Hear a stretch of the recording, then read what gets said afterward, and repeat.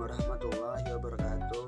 Baiklah, di sini saya akan mempresentasikan materi saya tentang pelatihan dan pengembangan sumber daya manusia. Nah, yang kita ketahui itu pelatihan dan pengembangan sumber daya manusia itu kan sangat penting. Contohnya seperti yang pertama, meningkatkan kinerja yang dimana karyawan yang terlatih lebih produktif dan efisien dalam menjalankan tugas. Terus yang kedua itu kan ada namanya memperkuat motivasi gitu. Nah, biasanya kan pelatihan menunjukkan komitmen perusahaan untuk mengembangkan karyawan gitu, yang dimana itu kan karyawan butuh masukan atau motivasi, contohnya seperti itu. Terus yang ketiga itu kan ada namanya mencegah kehilangan talenta, yang dimana karyawan itu kan terlatih lebih loyal dan terikat dengan perusahaan gitu.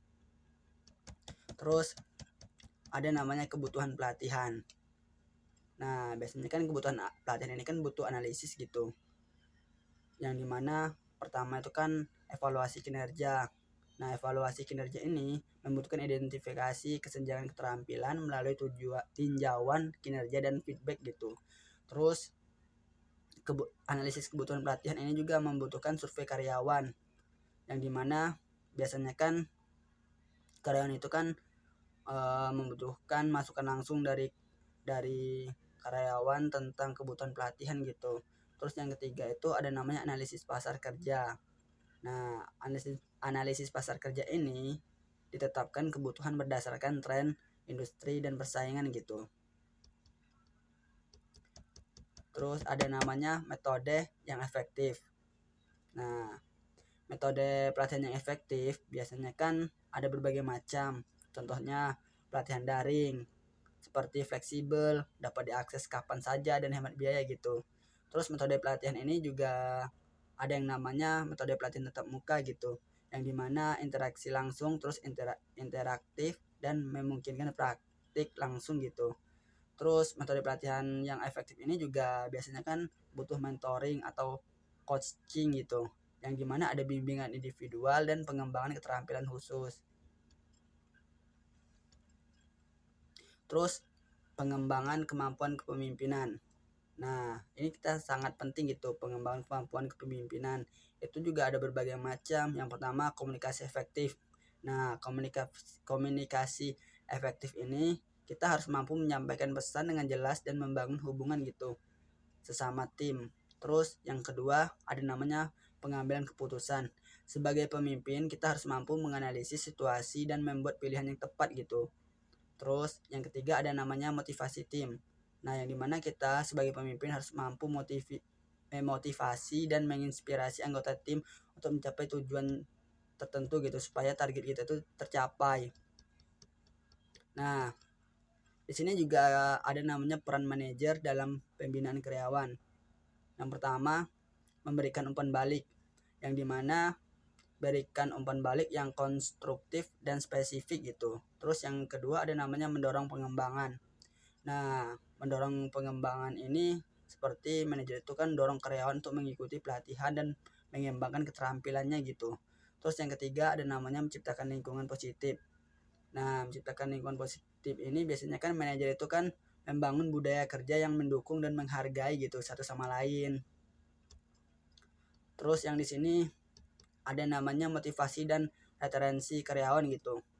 Yang pertama itu ada namanya pengakuan. Nah, terus yang kedua ada namanya kesempatan pengembangan, yang dimana sediakan peluang untuk berkembang dan belajar supaya karirnya itu terus maju dan berkembang gitu. Terus yang ketiga ada namanya kompensasi dan benefit. Nah, yang dimana itu kan setiap karyawan itu kan dapat penghasilan lebih yang kompetitif dan tunjangan yang menarik gitu kalau seandainya kinerjanya bagus, terus absennya juga bagus segala macam. Jadi ya otomatis kan dapat tunjangannya kan yang lebih gitu. Apabila kalau perusahaan itu mengalami kemajuan, terutama untuk penjualannya pun juga meningkat gitu. Terus di sini ada namanya evaluasi program pelatihan. Nah, evaluasi program pelatihan ini kan ada 3 tuh. Yang pertama pre-training. Nah, pre-training ini adalah evaluasi kebutuhan dan tujuan pelatihan gitu. Terus yang kedua ada namanya during training. Nah, during training ini adalah evaluasi proses pelatihan dan partisipasi gitu. Terus yang ketiga ada namanya post training, yang dimana post training ini kan sebuah evaluasi dampak pelatihan pada kinerja gitu seseorang. Ya semuanya itu diuji dalam evaluasi program pelatihan ini. Terus ada namanya tantangan dan hambatan dalam pelatihan. Nah, biasanya kan dalam pelatihan itu kan ada beberapa gitu. Seperti kendala anggaran, yang dimana memperoleh dana yang cukup untuk investasi pelatihan itu kan sangat besar gitu. Jadi ya mungkin kekurangan dana atau apa gitu, atau kurangnya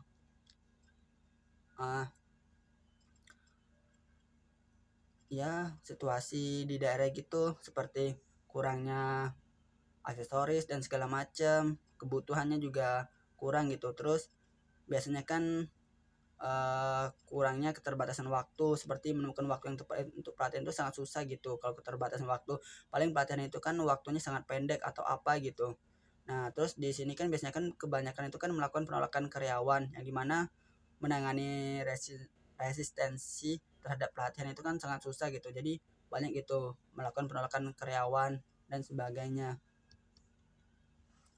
Nah, kesimpulannya itu kan ada berbagai macam. Yang pertama investasi.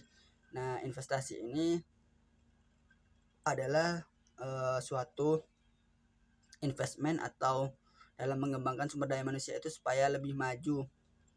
Terus yang kedua ada namanya evaluasi. Evaluasi itu adalah kebutuhan dan hasil pelatihan. Terus yang ketiga ada namanya kepemimpinan. Nah, kepemimpinan ini adalah proses supaya untuk mendorong pemimpin dalam pelatihan memimpin anak buahnya supaya lebih maju dan berkembang lebih baik lagi.